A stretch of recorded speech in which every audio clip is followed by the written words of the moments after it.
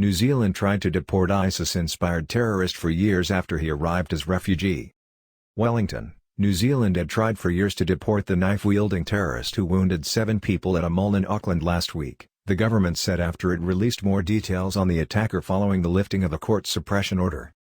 Court documents made public on Sunday identified the attacker as Ahmed Ethel Mohammed Samsudeen, 32, an ethnic Tamil Muslim from Sri Lanka. He had arrived in New Zealand 10 years ago on a student visa seeking refugee status, which was granted in 2013. Police were following Samsudeen and shot him dead about a minute after he launched his attack on Friday after picking up a knife from a supermarket display. He had been convicted and imprisoned for about 3 years before being released in July. Samsudeen's family issued a statement to the New Zealand media describing their shock at the terrible event. Samsudeen was inspired by the ISIS terrorist group and was being monitored constantly, but he could not be kept in prison by law any longer, the government has said. He was under police surveillance at the time of the attack, which allowed police to respond swiftly.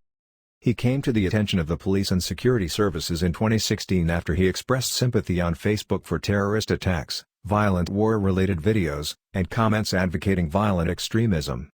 It was subsequently discovered that his refugee status was fraudulently obtained and the government moved to cancel his visa and issued deportation notices.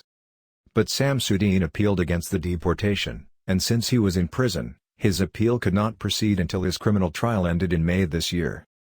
The attack has led to questions about a loophole in counterterrorism laws that allowed Samsudeen to remain free despite authorities being aware of the threat he posed.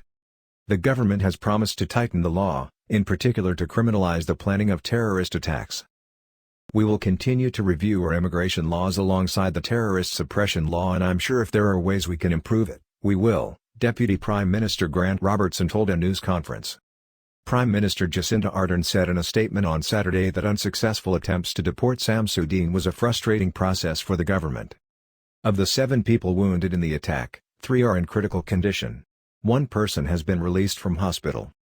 Samsudeen's family said in the statement they were heartbroken. "We hope to find out with you all what happened in Ethel's case and what we all could have done to prevent this," the family said in the statement, released by his brother Roos.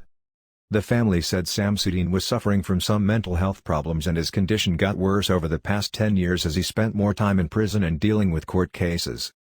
He wanted to share the sufferings and injustices. He saw himself as someone fighting those injustices, the family said.